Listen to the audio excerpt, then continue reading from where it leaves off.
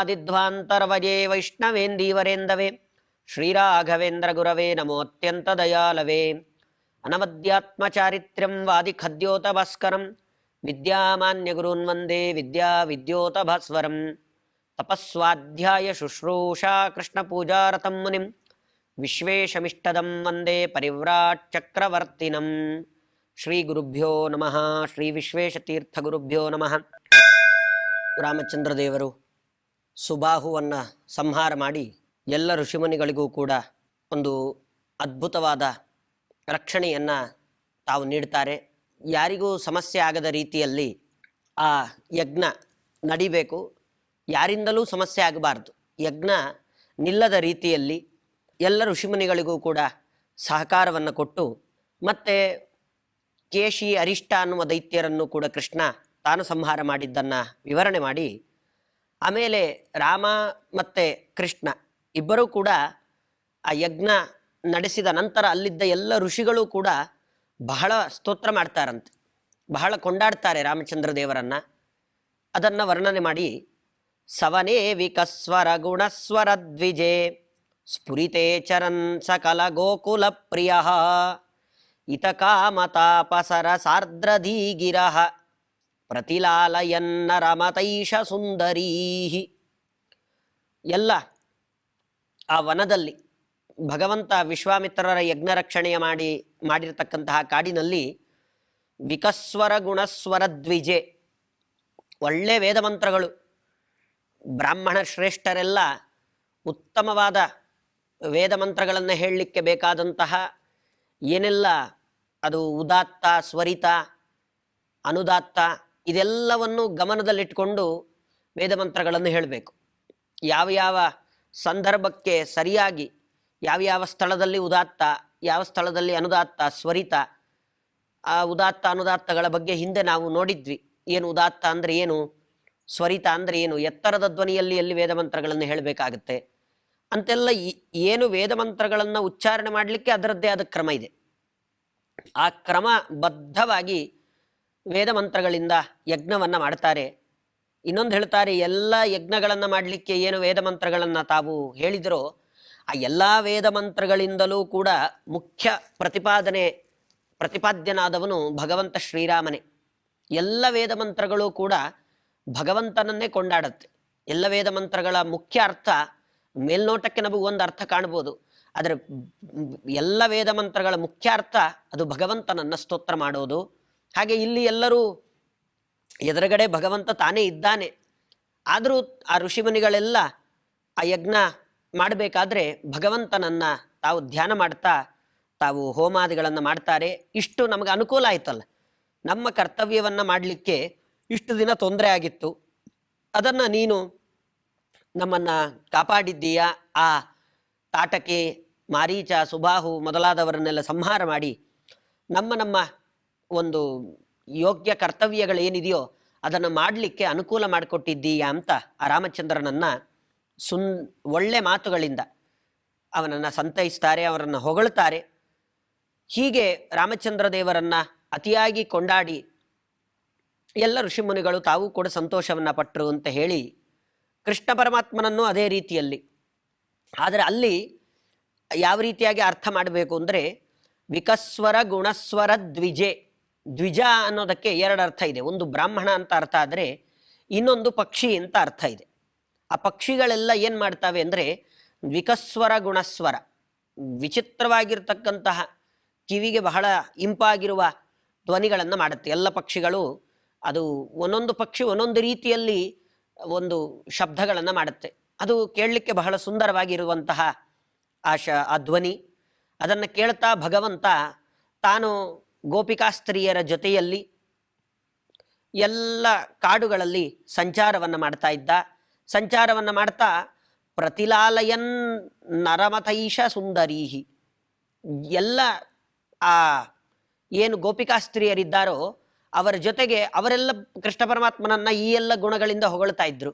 ಕೇಶಿ, ಅರಿಷ್ಟ ಮೊದಲಾದ ದೈತ್ಯರನ್ನು ಸಂಹಾರ ಮಾಡಿ ನಾವೆಲ್ಲ ನೆಮ್ಮದಿಯಾಗಿ ಇರುವ ಹಾಗೆ ನಮ್ಮನ್ನು ನೆಮ್ಮದಿಯ ಜೀವನವನ್ನು ನಡೆಸಲಿಕ್ಕೆ ಸಹಕಾರವನ್ನು ಮಾಡಿಕೊಟ್ಟವನು ನೀನು ಅಂತ ಆ ಕೃಷ್ಣನನ್ನು ಸ್ತೋತ್ರ ಮಾಡ್ತಾ ಇದ್ರು.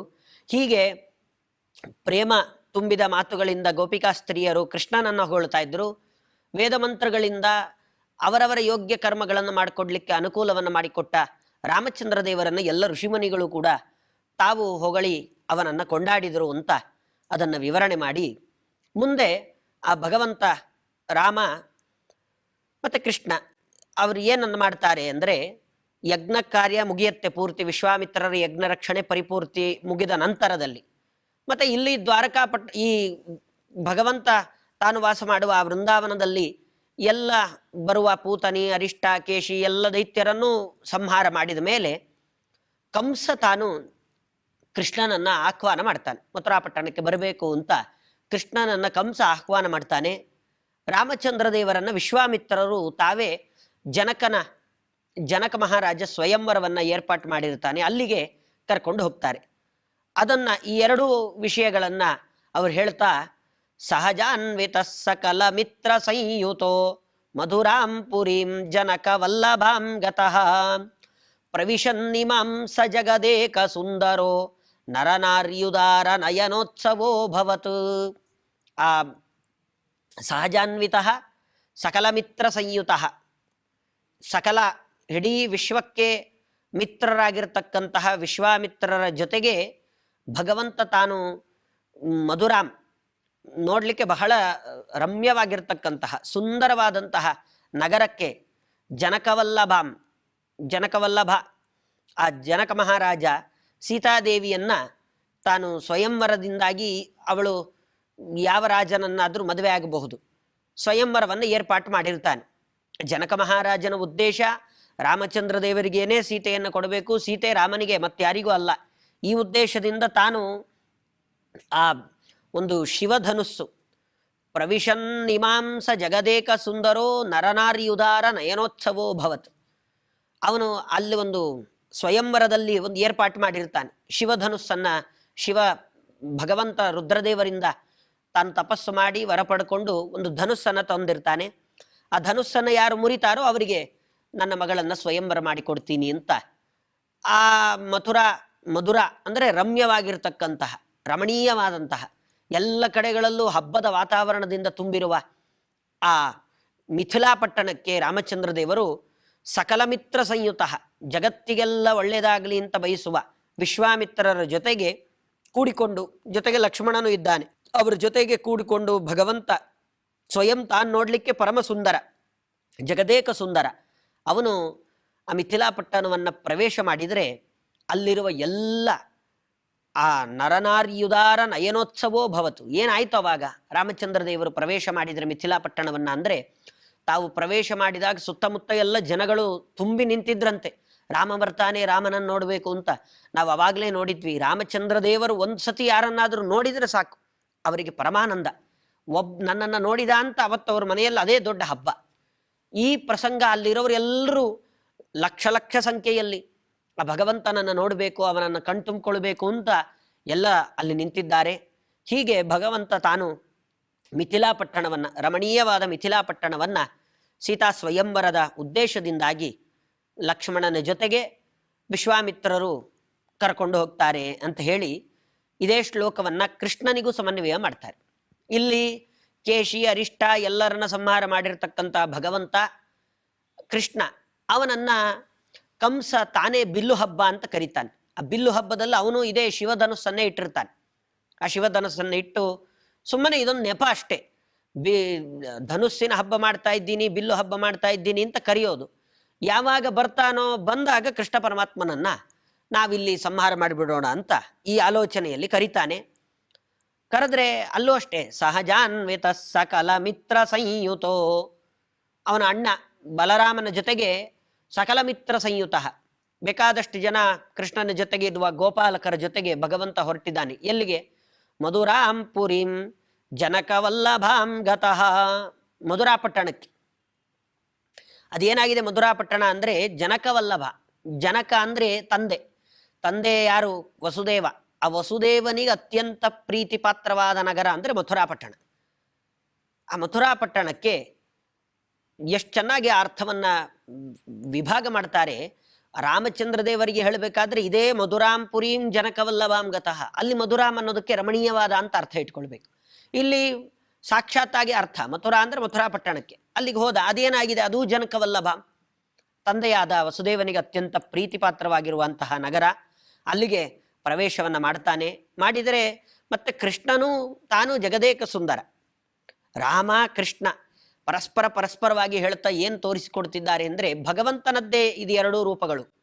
ಅದರಲ್ಲಿ ಭೇದವನ್ನು ಚಿಂತನೆ ಮಾಡಬೇಡಿ, ಎರಡೂ ಕೂಡ ಭಗವಂತನೇ ರಾಮನಾಗಿ ಕೃಷ್ಣನಾಗಿ, ತಾನು ಕೃತಯುಗದಲ್ಲಿ ರಾಮನಾಗಿ ಬಂದ, ದ್ವಾಪರ ಯುಗದಲ್ಲಿ ತ್ರೇತಾಯುಗದಲ್ಲಿ ರಾಮನಾಗಿ ಬಂದ, ದ್ವಾಪರ ಯುಗದಲ್ಲಿ ಕೃಷ್ಣನಾಗಿ ಬಂದ.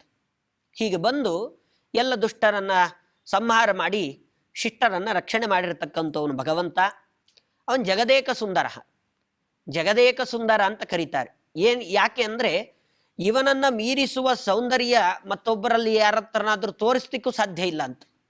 ಇವನಿಗೆ ದೃಷ್ಟಾಂತ ಕೊಡಬೇಕಾದ್ರೆ ಹಿಂದೆ ಹೇಳಿದ್ರಲ್ಲ ವೇದವ್ಯಾಸ, ಭಗವಂತನ ಕಾಲುಗಳು, ಭಗವಂತನ ಕೈ ಹೇಗಿದೆ ಅಂದರೆ ಬಲಗೈ ಎಡಗೈ ಅಂತಿದೆ, ಎಡಗೈ ಬಲಗೈ ಅಂತಿದೆ. ಅದೇ ಅಂದ್ರೆ ಅಷ್ಟೇ ಸೌಂದರ್ಯ, ಎಷ್ಟು ಸುಂದರವಾಗಿದೆ ಅಂದ್ರೆ ಅದನ್ನೇ ದೃಷ್ಟಾಂತ ಕೊಡ್ಬೇಕು, ಬಿಟ್ರೆ ಬೇರೆ ಹೇಳಲಿಕ್ಕೆ ಸಾಧ್ಯ ಇಲ್ಲ.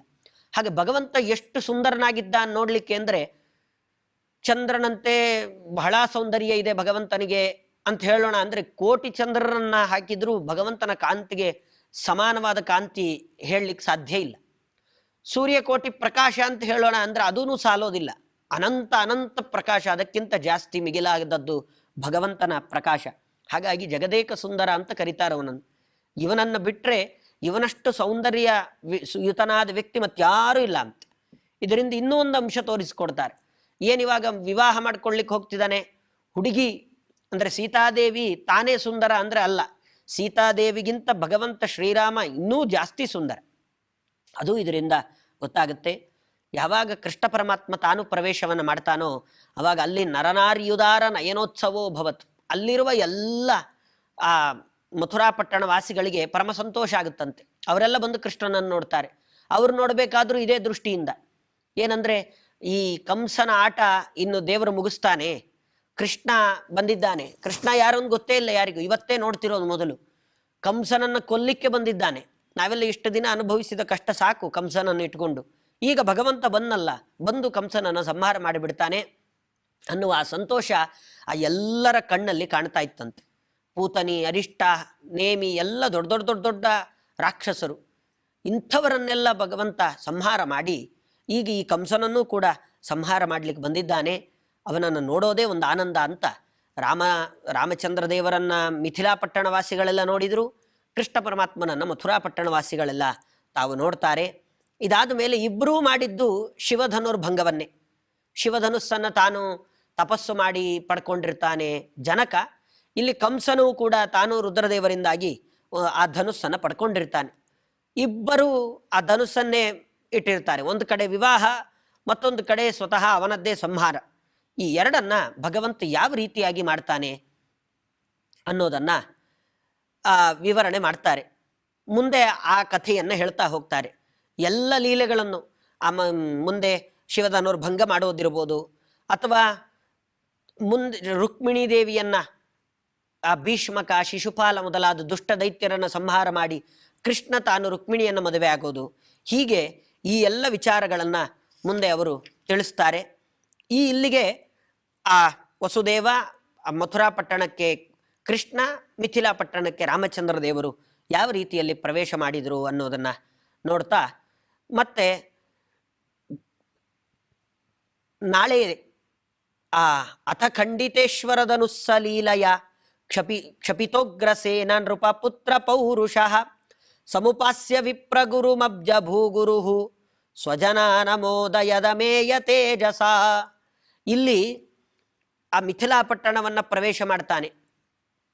ಅಲ್ಲಿ ಕೃಷ್ಣ ಪರಮಾತ್ಮ ಮಥುರಾ ಪಟ್ಟಣವನ್ನು ಪ್ರವೇಶ ಮಾಡಿದಾಗ ಅಥ ಖಂಡಿತೇಶ್ವರದನುಸ್ಸಲೀಲಯ, ಶಿವಧನುಸ್ಸನ್ನು ಖಂಡಿಸ್ತಾನಂತೆ. ಆ ಶಿವಧನುಸ್ಸನ್ನು ಖಂಡಿಸಿದರೆ ಅಷ್ಟೇ ಅಲ್ಲ, ಜೊತೆಗೆ ಕ್ಷಪಿತೋಗ್ರಸೇನ ನೃಪಪುತ್ರ ಪೌರುಷಃ, ಬೇಕಾದಷ್ಟು ಜನ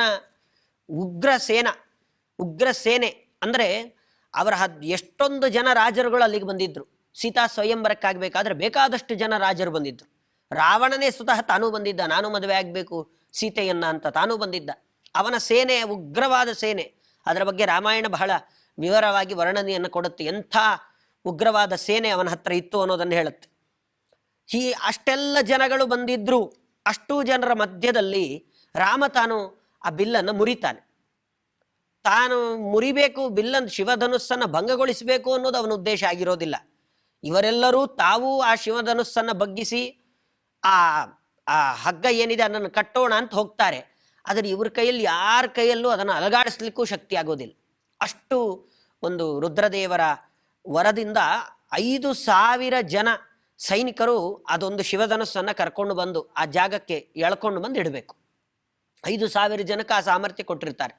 ಮತ್ತೆ ಬರೀ ರಥವನ್ನು ಮಾತ್ರ ಅಲ್ಲ, ಆ ಶಿವಧನುಸ್ಸನ್ನು ಮಾತ್ರ ಅಷ್ಟೇ ಕೊಟ್ಟಿಲ್ಲದೆ ಅದನ್ನು ಹೊರಲಿಕ್ಕೆ ಮತ್ತೊಂದು ಬೇಕಲ್ಲ, ಅದನ್ನು ತಗೊಂಡು ಬರ್ಲಿಕ್ಕೆ ಯಾವುದಾದ್ರೂ ಒಂದು ಗಾಡಿ ಬೇಕಲ್ಲ, ಅದನ್ನೂ ವ್ಯವಸ್ಥೆ ಮಾಡಿರ್ತಾರೆ. ಒಂದು ಗಾಡಿಗೆ ಆ ಭಾರ ತಡ್ಕೊಳ್ಳಿಕ್ಕೆ ಸಾಮರ್ಥ್ಯ ಇರಬೇಕು. ಹಾಗೆ ಇಷ್ಟೂ ವರವನ್ನು ಶಿವದೇವರಿಂದ ರುದ್ರದೇವರಿಂದ ಪಡ್ಕೊಂಡಿರ್ತಾನೆ ಜನಕ.